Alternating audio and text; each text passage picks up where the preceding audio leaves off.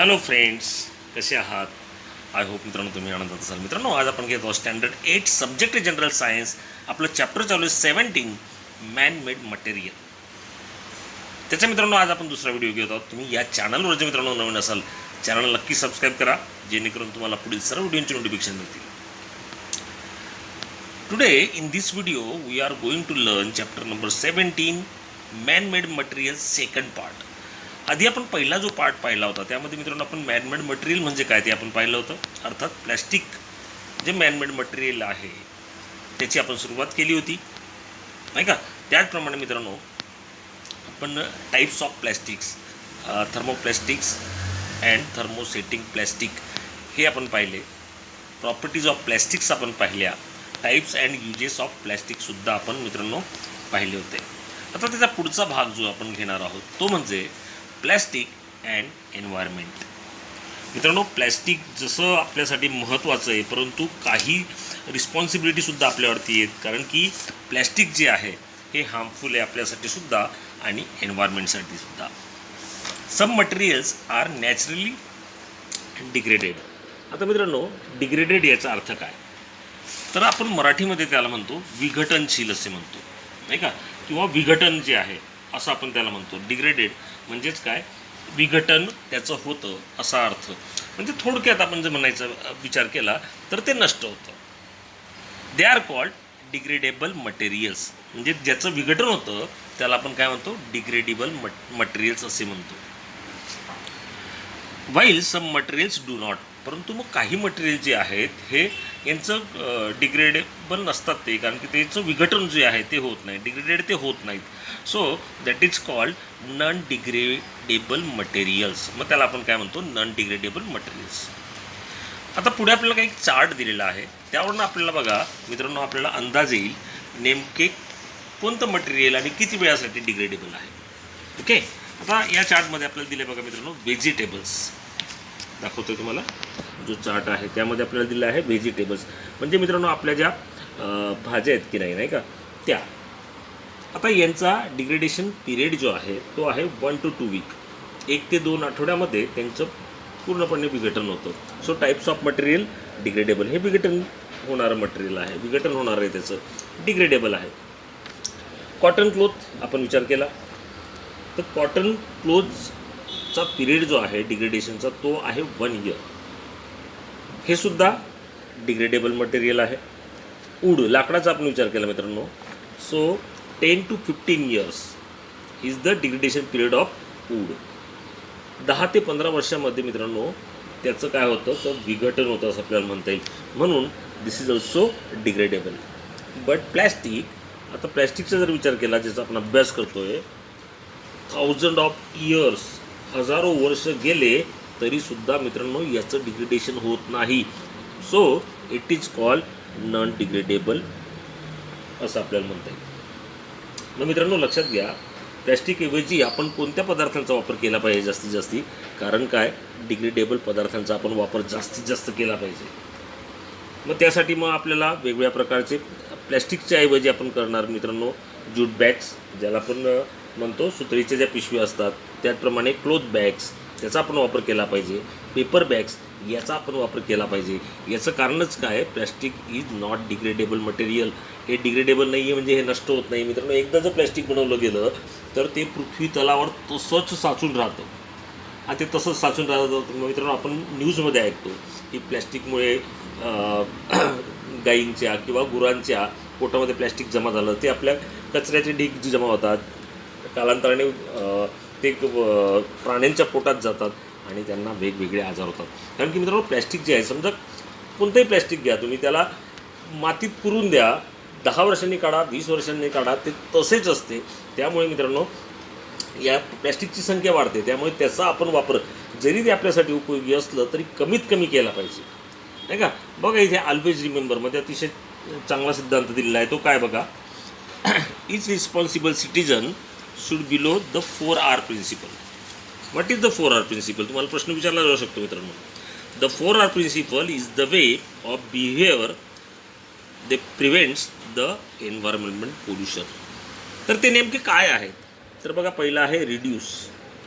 Reduce म्हणजे काय, थोडक्यात मिनिमल यूज त्याचा करा, कमीत कमी त्याचा वापर करा.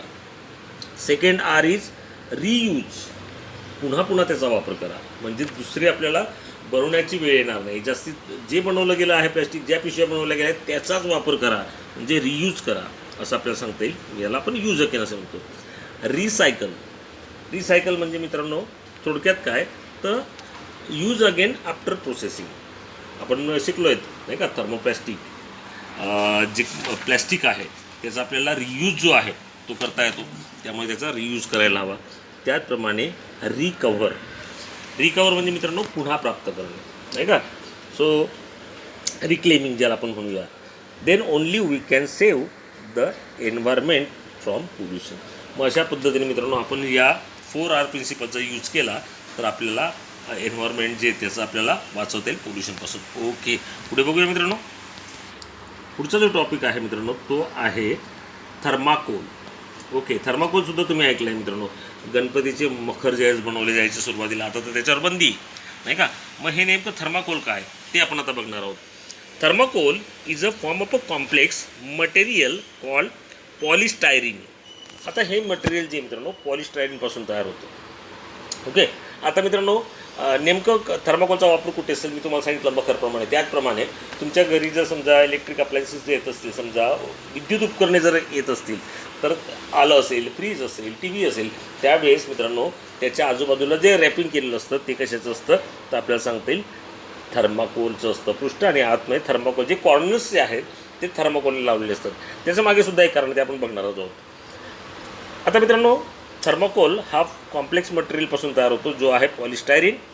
It transforms into liquid state on a heating at more than 100 degree Celsius temperature.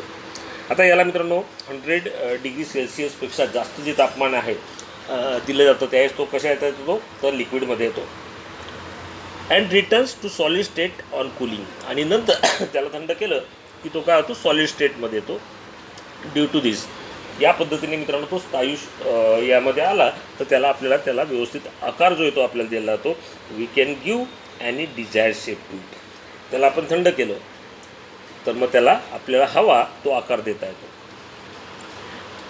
आता हा जो थर्माकोल आहे मित्रांनो हा बिईंग अ गुड शॉक ॲब्झॉर्बर.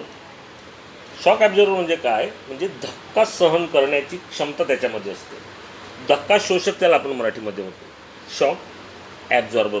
मग म्हणूनच तर मित्रांनो हे जे डेलिकेट ॲटम्स आहेत त्याचं पॅकिंगमध्ये याला लावलं जातं, जेणेकरून समजा प्रवासामध्ये ट्रॅव्हलिंगमध्ये काही थोडाफार धक्काही लागला तर तो धक्का शोषून घेतो आणि आपलं जे उपकरण आहे इलेक्ट्रिक उपकरण जे काही असेल ते तुटण्यापासून किंवा त्याला काही होण्यापासून ते बचावतं. त्यासाठी मित्रांनो या थर्माकोलचा यूज जो आहे तो आपल्याला झालेला दिसतो. It is use in a packing of delicate atoms. Okay, आता मित्रांनो या थर्माकोलचे सुद्धा काही दुष्परिणाम आहेत नाही का. मग ते अर्थात पर्यावरणावर असतील म्हणजे एन्व्हायरमेंट असतील, त्याचप्रमाणे ह्युमनवर सुद्धा असतील, ते आपण बघणार आहोत. Adverse effect of excessive use of thermocol on environment and human. म्हणजेच काय, पर्यावरणावर आणि मानवावर नेमके कोणते परिणाम होतात. आता मित्रांनो हे परिणाम खूप महत्त्वाचे, ते परीक्षेमध्ये तुम्हाला विचारले जाऊ शकतात. Being a cationic integrants in a styrene, the person in contact with thermocol for long duration may have possibility of blood cancers like leukemia and lymphoma. आता मित्रांनो आपल्याला सांगता येईल स्टायरीनमध्ये काय असतात तर कर्कजन्य रोग घटक जे आहेत नाही का. कर्कजन्य रोग घटक, कर्करोग म्हणजे काय, कॅन्सरच नाही का. तर कॅन्सरला जे कारणीभूत असतात ते घटक असल्यामुळे त्यापासून मित्रांनो ब्लड कॅन्सर होण्याची शक्यता असते. लाईक आपल्याला इथे सांगितलं आहे ल्युकेमिया और लिम्फोमा या पद्धतीचे आपल्याला कर्करोग जे आहेत ते मानवावर होऊ शकतात. कारण काय, त्यामध्ये जे असलेले इंटिग्रेंट्स आहे स्टायरीन जे आहेत ते त्यामध्ये कर्करोगजन्य घटक असल्यामुळे. ओके, त्याचप्रमाणे पुढचा जो पॉईंट आहे तो बघा, तो आहे नॉन बायोडिग्रेडेबल. आता मित्रांनो ज्याप्रमाणे प्लॅस्टिक आहे त्याचप्रमाणे हा सुद्धा असल्यामुळे या थर्माकोल जो आहे याचं आपल्याला डिग्रेडेशन जे ते करता येत नाही. त्यामुळे मित्रांनो मग काय करतात काही लोक काय करतात, आपल्या इथे दिलं आहे बघा, hence many people for destroying it by burning, त्याला जाळण्याचा प्रयत्न करतात. आता जाळल्यामुळे काय होतं मित्रांनो, या थर्माकोलच्या बर्नमुळे काय होतं तर वेगवेगळ्या प्रकारचे पॉयझनस गॅसेस जे आहेत ते रिलीज होतात, ॲटमॉस्फिअरमध्ये जातात आणि मग त्याचा परिणाम जो आहे तो मानवावर किंवा आपल्याला पर्यावरणावर होतो असं आपल्याला सांगता येईल. ओके, हा त्याचा दुसरा पॉईंट झाला की जो अतिशय महत्त्वाचा आहे.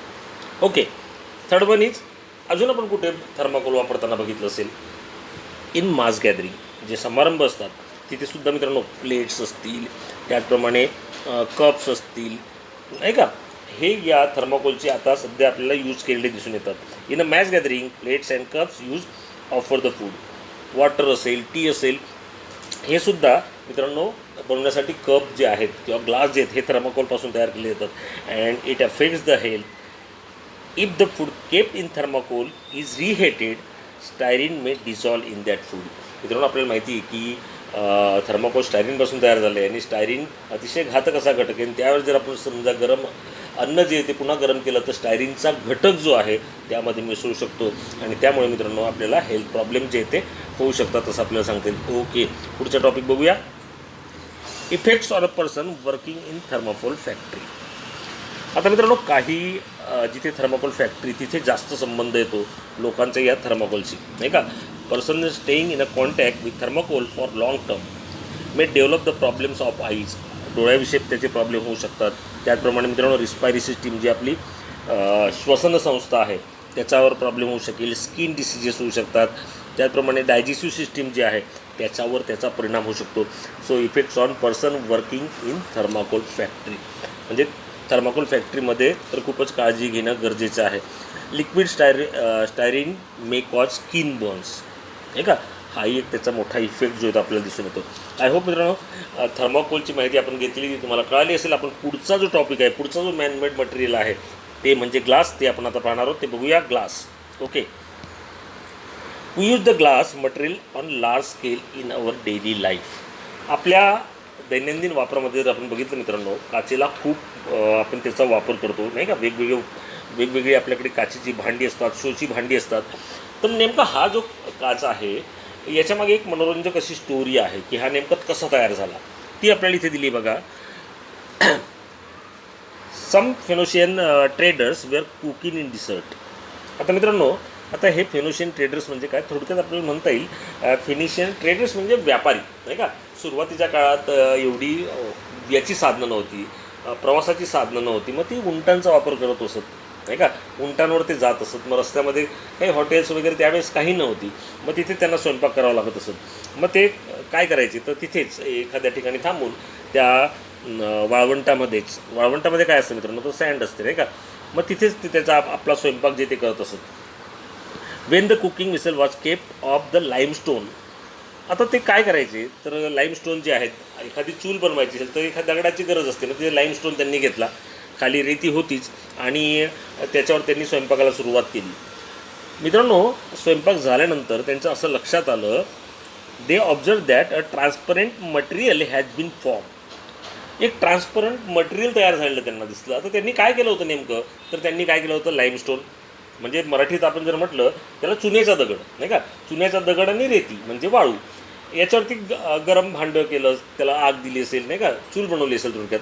मग आग दिल्यावरती त्यांच्या असं लक्षात आलं एक पारदर्शक पदार्थ जो आहे तो तयार झाला. मग हे त्यांना सहज कळालं हे कसं तयार झालं आहे तर हा जो तयार झालेला आहे हा आहे लाईमस्टोन आणि सँडपासून. याला जर उष्णता दिली तसा ट्रान्सपरंट पदार्थ तयार होतो आणि त्याने नाव दिलं ग्लास. तर अशा पद्धतीने ग्लास जो आहे मित्रांनो तयार झाला आणि नंतर मग त्याच्यात मग पुन्हा वेगवेगळे प्रकार जे ते निर्माण केले गेले आणि हा मॅनमेड मटेरियल जे आहे ते म्हणजे ग्लास. अशा पद्धतीने त्याचा मित्रांनो थोडक्यात आपल्याला सांगता येईल की शोध लागला.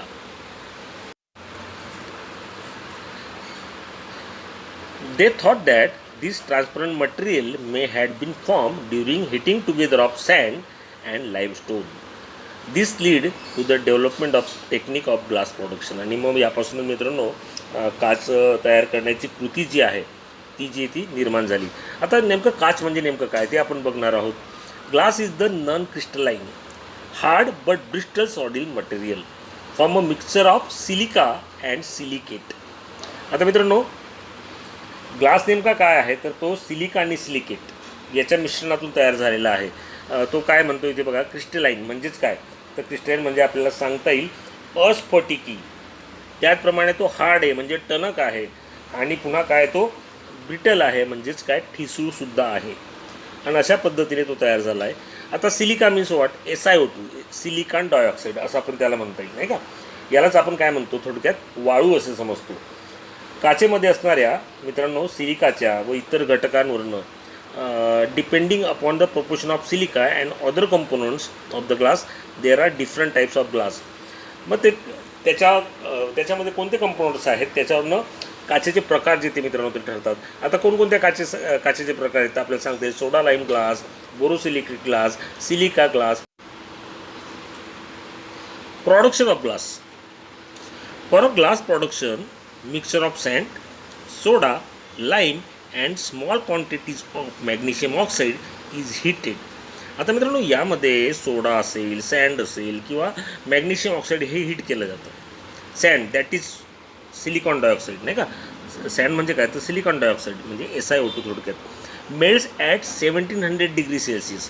आता मित्रांनो याला मेल्ट व्हायला 1700 डिग्री सेल्सिअस एवढं तापमान लागतं. मग हे कमी करायचं असेल so as to melt the mixture at low temperature. हे आपलं लो टेम्परेचरमध्ये करायचं असेल तर काय केलं जातं तर आपल्याला सांगता येईल मित्रांनो, मिक्सचर ॲट लो टेम्परेचर करण्यासाठी हे जे मिक्सचर लो टेम्परेचर मेल्ट होण्यासाठी pieces of discard glass are added नाही का. काचाचे जे तुकडे असतात की नाही, जुने तुकडे भंगारमध्ये गोळा केलेले ते त्यामध्ये ॲड केले जातात. आणि due to this mixture melts at 850 degree Celsius. मग त्यामुळे मिक्सचर जे येते मित्रांनो 850 डिग्री सेल्सिअसला मेल्ट होतं. Once all the ingredients of mixture are liquefied it is heated up to 1500 म्हणजे 1500 degree Celsius and immediately cooled. Due to sudden cooling mixture becomes homogeneous, homogeneous, transparent instead of crystalline. This is called soda lime glass. मग मित्रांनो हे mixture जे तर लगेच आपण थंड केलं तर काय होतं ते होमोजिनियस होतं नाही का. ते स्फटिक रूप जे ते घेत नाही असं आपल्याला म्हणता येईल. आणि एक जिन्सी म्हणजे होमोजिनियस, अस्फटिक आणि ट्रान्सपरंट रूप त्याला प्राप्त होतं. आणि त्यालाच आपण काय म्हणतो तर त्यालाच आपण म्हणतो मित्रांनो this is called soda lime glass. Okay. आता मित्रांनो पुढे जे आहेत त्या प्रॉपर्टीज आहेत ग्लासच्या त्या आपण बघूया. Properties of glass. पहिली प्रॉपर्टी काय मित्रांनो, ती या प्रॉपर्टी महत्त्वाच्या आहेत तर लक्षात ठेवणं गरजेचं आहे. On heating glass become soft and can be moulded into any shape. मित्रांनो या ग्लास काचेला जर आपण समजा मित्रांनो आपण हीट दिली, तापवलं तर काय होते ती सॉफ्ट होते म्हणजे मऊ होते. आणि can be moulded into any shape म्हणजे आपल्याला हवा आहे की नाही तसा आकार आपल्याला त्याला देता येतो. ही त्याची पहिली प्रॉपर्टी झाली. दुसरी प्रॉपर्टी काय ती आपण बघूया. Density of glass depends upon its ingredients. त्याच्यामध्ये कोणते घटक टाकले त्याच्यावरती त्याची डेन्सिटी जी आहे ती अवलंबून असते. डेन्सिटी म्हणजे तुम्हाला माहिती आहे घनता.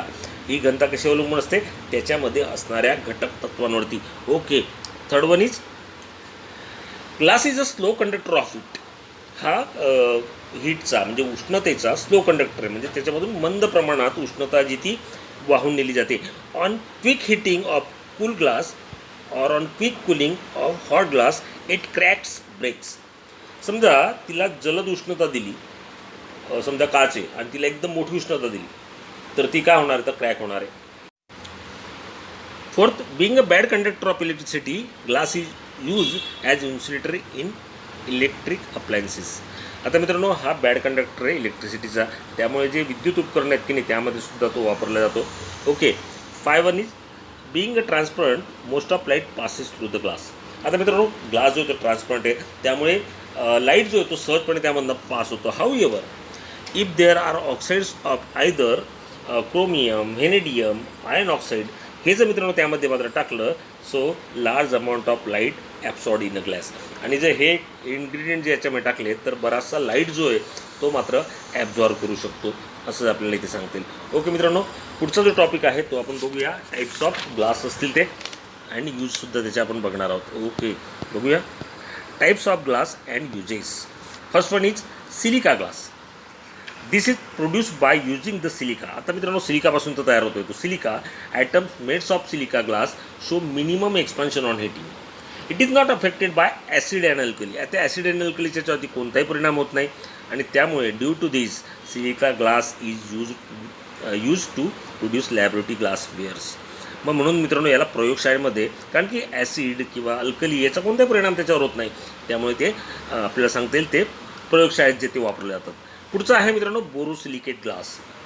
Borosilicate glass is the produce by melting the mixture of sand, soda, boric acid and aluminium oxide. This glass does not show any effects on medicines. आता मित्रांनो हा जो बोरोसिलिकेट ग्लास तयार केला त्याच्यावरती मेडिसिनचा कोणताही परिणाम होत नाही. म्हणूनच मित्रांनो ज्या मेडिसिनच्या बॉटल असतात की नाही त्या बोरोसिलिकेट ग्लासपासून तयार केलेल्या बाटल्या असतात आणि त्याचा वापर मग आपल्याला सांगता येईल फार्मास्युटिकल इंडस्ट्री जी आहे, जिथे औषधी बनवली जातात तिथे त्याचा वापर जो आहे मित्रांनो तो केलेला आपल्याला दिसून येतो. बोरोसिलिकेट ग्लास लक्षात ठेवा. पुढे आहे alkali silicate glass. Alkali silicate glass is produce by heating the mixture of sand and soda. Sand आणि सोडापासून हा तयार केला जातो. आता याला अजून एक नाव आहे मित्रांनो. काय नाव आहे ते बघूया आपण. वॉटर ग्लास याला म्हटलं जातं. का वॉटर ग्लास म्हटलं जातं? As this glass is soluble in water. हा वॉटरमध्ये काय आहे तो सोल्युबल आहे, विरघळतो, तो विद्राव्य आहे. So it is called water glass. आपल्याला असा प्रश्न विचारला जाऊ शकतो नाही का की याला अल्कली सिलिकेट ग्लासला वॉटर ग्लास का म्हणतात? तर त्याचं कारण तेच आहे, this glass is soluble in water. Lead glass. Lead glass is produce by melting the mixture of sand, soda, limestone and lead oxide. Lead oxide असल्यामुळे मित्रांनो याला लेड ग्लास असे म्हटलं जातं. Being a very clear transparent. आता हा अतिशय clear आणि ट्रान्सपरंट असतो, म्हणूनच तर याचा उपयोग मित्रांनो लाईट असतील, बल्ब असतील, ट्यूब असतील यामध्ये त्याचा वापर जो आहे तो केला जातो. पुढे आहे ऑप्टिकल ग्लास. ऑप्टिकल आपल्याला माहिती आहे मित्रांनो, ऑप्टिकल म्हणजेच काय, स्पेक्ट्रल लेन्सेस, मायक्रोस्कोप या ठिकाणी वापरले जाणारा हा ग्लास असणार आहे. Optical glass is produce from the mixture of sand, soda, limestone, barium oxide and boron. This type of pure glass is useful for production of spectral चष्मे बनवण्यासाठी, लेन्सेस बनवण्यासाठी, त्याचप्रमाणे मायक्रोस्कोपिक लेन्सेस बनवण्यासाठी याचा वापर जो मित्रांनो तो केला जातो. पुढचा जो ग्लास आहे मित्रांनो तो आपण बघूया. तो आहे coloured glass. Soda lime glass is colourless. तो कलरलेस असतो. So as impart a desired colour, oxides of specific metal is mix during the manufacturing process. आणि मग त्यामुळे त्याला कलर प्राप्त होतो. Ferrous oxide is mix to get a bluish green glass. आपल्याला blue किंवा हिरवा ग्लास पाहिजे असेल तर त्यामध्ये फेरस ऑक्साईड टाकलं जातं. कॉपर ऑक्साईड जे टाकलं तर त्यामुळे काय होतं तर रेड ग्लास तयार होतो आणि असे कलर ग्लास जे मित्रांनो तयार केले जातात. पुढचा ग्लास आहे मित्रांनो last proceed glass. So as improve the quality and utility some processing is perform on glass and various types of reinforce glass, plain glass आहे, फायबर ग्लास आहे, फेन ग्लास आहे नाही का. असे ग्लास जे त्याच्यावर वेगवेगळ्या प्रकारची प्रोसेस करून हे प्रोसेस ग्लास जे ते मित्रांनो तयार केले जातात. आय होप मित्रांनो या ग्लासचे प्रकार आणि त्याचे यूज तुम्हाला कळाले असतील. मित्रांनो इथे थांबूया, व्हिडिओ जास्त लांबेल. Thank you, good bye.